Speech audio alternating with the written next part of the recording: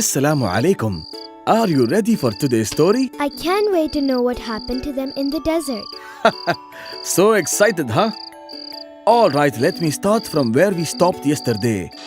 Bismillah. The test of Prophet Ibrahim alayhi salam.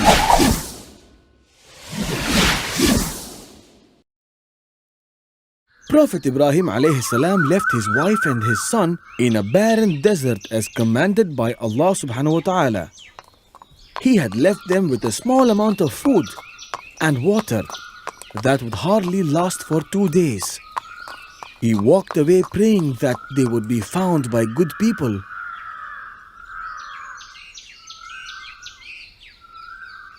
Hajar radiallahu anha drank the water that the Prophet had left so that she could feed her son. The water got over very soon and both of them started getting very thirsty. After some time, the baby started getting thirsty and started to cry.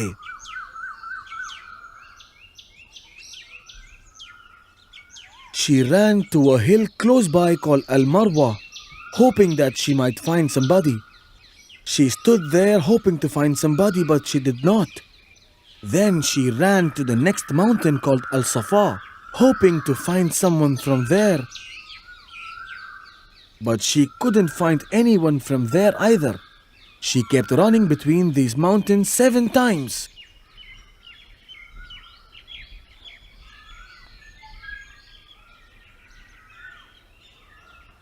When she climbed Al-Marwa for the last time, she was very tired.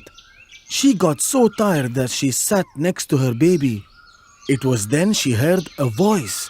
She kept quiet and waited to hear the voice again. When she heard the voice for the second time, she said, "Oh, whoever you might be, you have made me hear your voice. Have you got something to help me?" That was when she saw an angel digging the earth. The angel kept digging till the water flowed from it. It was a miracle. When she saw the water, she ran toward it and started to build a basin around it. She scooped the water with her hands and drank from it. Then she filled the water bag and ran towards her child. This place where the water rose is called Zamzam. After a few days, some people were traveling through Mecca. They saw the birds flying around Al-Marwa and they thought the birds might be flying around the water. They started walking towards Al-Marwa. When they arrived, they were surprised to find a woman with a baby sitting near the water. "Shall we stay here and use this water, please?" they asked her. Hajar said yes, and they drank water from the Zamzam. Like that, many others came to Al-Marwa and eventually settled down there. The whole valley became alive now, and she and her child were not alone anymore. Ismail grew up and learned Arabic from the people who had settled down at Al-Marwa. He was a good boy, and his virtues and qualities made the people admire him. He kept thinking about his father and knew that his father will come back someday. Ismail then married a local woman and lived his life in peace. In the meantime, Prophet Ibrahim alayhi salam was very sad because he had not seen his son for a very long time. One day, he decided to go to Mecca to meet his wife and his son. He traveled for many days and finally arrived at Al-Marwa.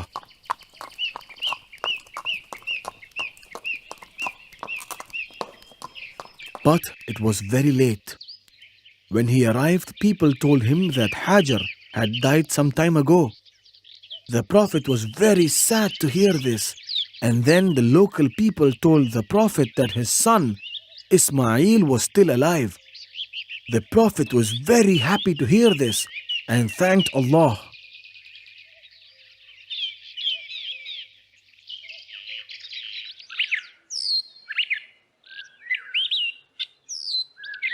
When Ismail saw his father, he ran to him and hugged him very tightly. He could not believe his eyes. He was very happy to see his father after a long time.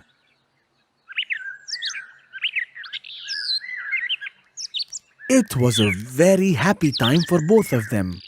But one day, Allah decided to test Ibrahim. One night when the Prophet was sleeping, he saw a dream. In his dream, the Prophet saw himself killing his son as a sacrifice to Allah subhanahu wa ta'ala. The Prophet woke up and ignored it as it was just a dream. But the next night, he saw the same dream again.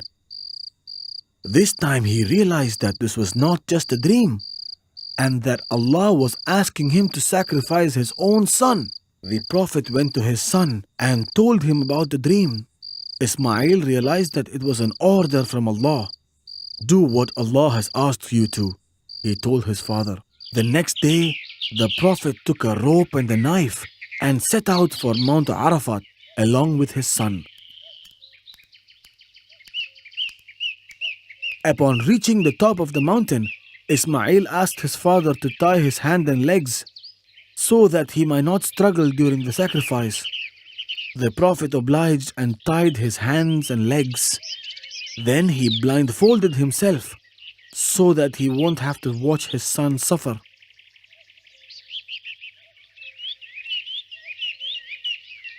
The Prophet raised his knife, but then suddenly he heard a voice from the sky. He took off his blindfold and saw a sheep being sent from heaven. Allah had sent a sheep to be sacrificed instead of Ismail. The Prophet was really happy because his son was going to be alive. The Prophet and his son had just passed a difficult test from Allah subhanahu wa ta'ala. Ibrahim alayhi salam slaughtered the sheep and they had a big celebration. The Prophet and his son kept calling people to worship Allah. They didn't have any place to worship Allah, so one day Allah ordered the Prophet to build a house. Allah has ordered me to build the Kaaba, the Prophet said to his son, and Ismail replied, do what your God has ordered you to do. The Prophet then asked his son if he help him build the Kaaba, and Ismail agreed. They started building the foundation of the Kaaba. Ismail alayhi salam brought the stones while Ibrahim alayhi salam built the house. When the walls got tall, Ismail brought a large stone for the Prophet to work by standing on it. This stone was called Maqam Ibrahim. When they completed the foundation and built the corners, Ibrahim asked Ismail to find the stone to fill the corner. I feel tired, Ismail said to his father. But when Ibrahim insisted, Ismail went searching for the stone. While he was gone, an angel got the Prophet a stone. The angel told him that this stone was brought to earth by Adam alayhi salam from paradise.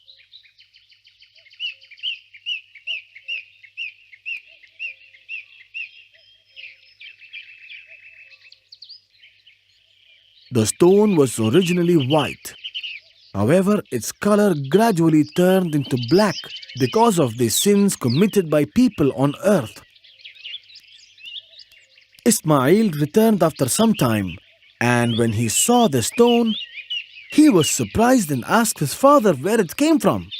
It was brought by someone who never gets tired, replied Ibrahim. And they finally completed building the Kaaba. They prayed to Allah subhanahu wa ta'ala to accept their work. Allah was very happy with the Prophet and his son for spreading his message and proclaimed the pilgrimage among men. They will come to thee on foot and on every kind of camel, lean an account of journeys through deep and distant mountain highways.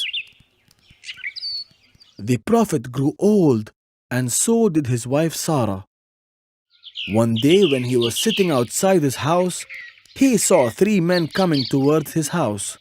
The 3 men were actually angels sent by Allah subhanahu wa ta'ala. The Prophet welcomed them inside to have food.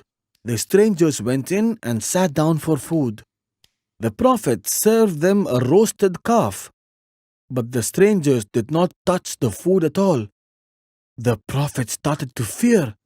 Then the angels comforted the Prophet and asked him not to fear at all. They told him that they were actually the angels sent by Allah subhanahu wa ta'ala. They informed him that they came to his house to deliver a good news. They said that Allah subhanahu wa ta'ala was going to give them a son and that he should name him Ishaq. They also told him that his son would be a prophet. Sarah could not believe her ears. How could that be true? She wondered. I am so old. Then the angel said all these things are possible with Allah. After a few months, Sarah got pregnant and gave birth to a child. The Prophet named him Ishaq, as the angels told him. After a few years, Prophet Ibrahim missed his son Ismail badly, so he went to see him. But when the Prophet reached the house of Ismail, he was not at home. His wife came out, and when the Prophet asked her about Ismail, she replied, "He has gone in search of livelihood." He then asked her how was their living conditions, to which she started complaining about everything. She complained that they were living in misery and hardship, and many other things. She was not at all grateful to the blessings of Allah subhanahu wa ta'ala. The Prophet realized that she was not at all a suitable wife for his son, so left her a message that his son would understand. When your husband returns, convey my salutations to him, he said, and also tell him to change the threshold of the gate. The Prophet then went back to his home. When Ismail returned home in the evening, he felt something unusual. Did anyone visit us today? He asked her. She replied, yes, and passed on the message. When Ismail heard the message, he realized that it was his father who visited him that day, and he understood the message that he gave her. It was my father, and he has advised me to divorce you. You can go back to your family, he told her. His wife went back to her house, and Ismail married another woman.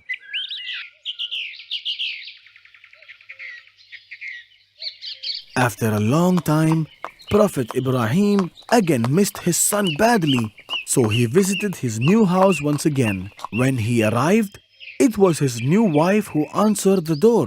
The Prophet asked the same questions he had asked his former wife. But this time when she answered, the Prophet realized that she was a very grateful and kind woman. She kept thanking Allah for the wonderful things going on around, and the Prophet was very happy. When your husband comes home, give him my regards, the Prophet told Ismail's wife. He also added, and also tell him that he should keep the threshold of this gate firm. He left after asking her to deliver the secret message.